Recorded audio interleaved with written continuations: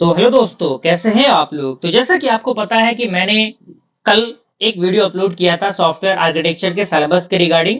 I hope आपको पूरा syllabus मिल गया होगा, आपको जानकारी हो गई होगी किस तरीके से हम सीक्वेंस में चीजों को देखने वाले हैं।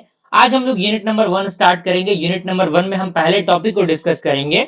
फिलहाल यूनिट नंबर 1 का पूरा सिलेबस आपके इंटरफेस पर नजर आ रहा है कि कौन कौन से टॉपिक्स को हमें पढ़ना है according to your syllabus. Okay, तो सबसे पहले हमारा टॉपिक है overview of software development methodology and software quality model. उसके बाद इसी के अंदर आपका different type of models of software development and their uses.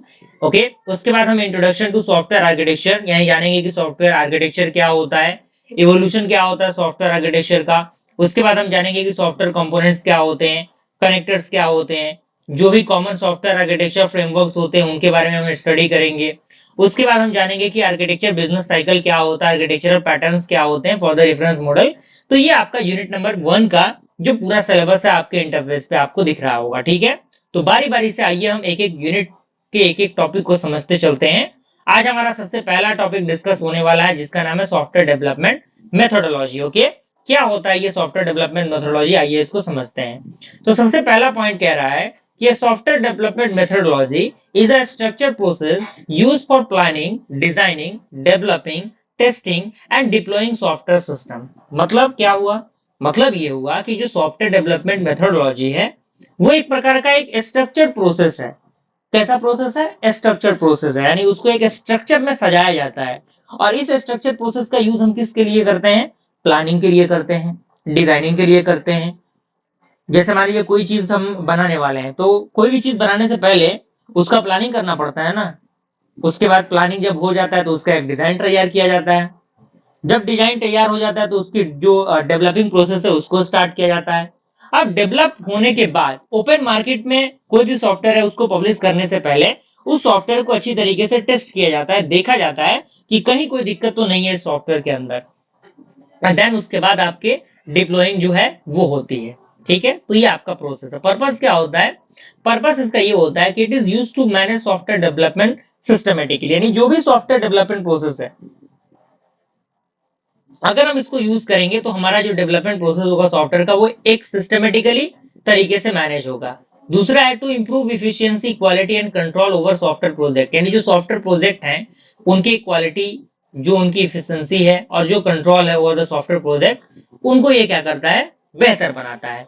तो आई होप आपको सॉफ्टवेयर डेवलपमेंट मेथोडोलॉजी का डेफिनेशन समझ में आ गया होगा। अब कौन कौन से कॉमन मेथोडोलॉजीज हैं आपके सामने डायग्राम के द्वारा, एक चार्ट के द्वारा आपको चीजें प्रोवाइड की जा रही हैं। अगर आप नोट्स को बना रहे हैं तो आपके लिए बहुत अच्छी चीज है, आप अच्छी तरीके से बनाइए, क्योंकि आपके पास अगर हैंड रिटन नोट्स रहेंगे तो आपके लिए चीजें फायदेमंद होंगी। ठीक है, तो यहाँ पे लेफ्ट में आपको मेथोडोलॉजी लिखा है, मिडिल में आपका उसका डिस्क्रिप्शन लिखा है और राइट साइड में आपको की फीचर्स दिए गए हैं। ठीक है, तो कॉमन मेथोडोलॉजी में सबसे पहला मेथोडोलॉजी आपका आता है, आपने पढ़ा होगा सॉफ्टवेयर इंजीनियरिंग सब्जेक्ट के अंदर, जो कि आपका है वाटरफॉल मॉडल। अब वाटरफॉल मॉडल जैसे ही नाम आता है तो हमारे पास वाटर का एग्जांपल आता है। जो वाटर, जैसे झरना होता है ना, झरना पहाड़ से जो झरना निकलता है वो कैसे निकलता है? स्टेप बाय स्टेप, है कि नहीं?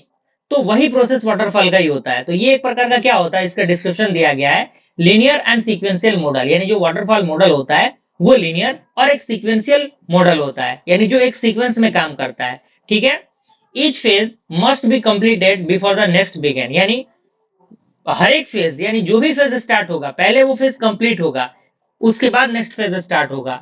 ठीक है, यानी एक फेज जब तक कंप्लीट नहीं होगा तब तक दूसरा फेज स्टार्ट नहीं हो सकता। ये किसका है? वाटरफॉल मॉडल का है।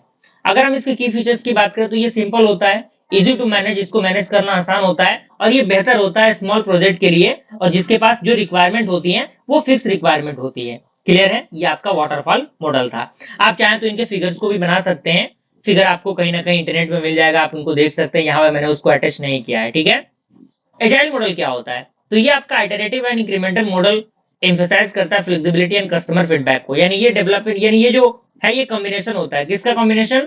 आइटरेटिव और इंक्रीमेंटल मॉडल का ये कॉम्बिनेशन होता है, जो क्या करता है?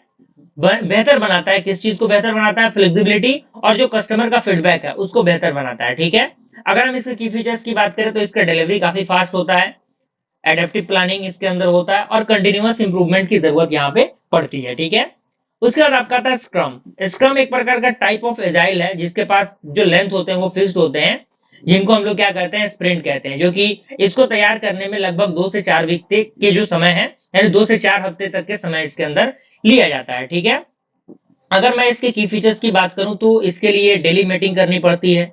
ठीक है, मान लीजिए इसके अंदर अगर कोई सॉफ्टवेयर डेवलप हो रहा है तो उसके अंदर डेली बेसिस पे मीटिंग की जरूरत पड़ेगी, रोल्स, बैकलॉग, ग्रूमिंग, ये सारी चीजें। ठीक है, उसके बाद हमारा आता है स्पाइरल मॉडल। स्पाइरल मॉडल जो होता है वो कॉम्बिनेशन होता है किसका, iterative nature of prototyping and systematic aspect of waterfall. यानी ये बेसिकली स्पाइरल मॉडल जो होता है वो आइटरेटिव जो प्रोटोटाइप मॉडल होता है और जो वाटरफॉल मॉडल होता है उसका कॉम्बिनेशन होता है ये। ठीक है, स्पाइरल जैसे गोल गोल गोल गोल चीजें घूम के आती है ना, वो। अगर मैं इसके की फीचर्स की बात करूं तो रिस्क एनालिसिस इसके अंदर होता है, फ्रीक्वेंट रिक्वायरमेंट की जरूरत पड़ती है। ठीक है, उसके बाद आपका आता है V model. V model also stand for the verification and the validation model. यानी ये आपका एक्सटेंशन होता है, किसका एक्सटेंशन होता है, ये वाटरफॉल मॉडल का एक्सटेंशन होता है जो फोकस करता है वेरिफिकेशन एंड वैलिडेशन पे एट ईच स्टेप। यानी हर एक स्टेप पे ये क्या करता है, वेरिफिकेशन और वैलिडेशन करता है। की फीचर इसके दिए गए हैं कि हर एक जो डेवलपमेंट फेज होगा उसके पास एक करस्पॉन्डिंग टेस्ट फेज होगा, यानी वो क्या करेगा, वो टेस्ट करेगा। ठीक है, उसके बाद डेव ऑप्स आता है जो इंटीग्रेशन होता है डेवलपमेंट और जो आपके ऑपरेशंस होते हैं कंटिन्यूअस इंटीग्रेशन और डिलीवरी के उनके। और इसके की फीचर्स दिए गए हैं कि ये ऑटोनोमस होता है, उस ये collaboration faster and faster development इसके पास होता है। ठीक है, तो आई होप आपको ये जो कॉमन मेट्रोलॉजीज हैं वो समझ में आ गई होंगी। कोई दिक्कत परेशानी आपको इस टॉपिक के अंदर नहीं होनी चाहिए। अच्छा खासा रिस्पांस दिखाइए दोस्तों, ताकि जल्दी हम लोग नेक्स्ट लेक्चर को आपके लिए प्रोवाइड कर सके। प्लेलिस्ट को एक्सेस कर लीजिएगा, प्लेलिस्ट का लिंक आपको नीचे डिस्क्रिप्शन बॉक्स में मिल रहा होगा। मिलते हैं दोस्तों ऐसे इंटरेस्टिंग वीडियो के साथ, तब तक के लिए थैंक यू।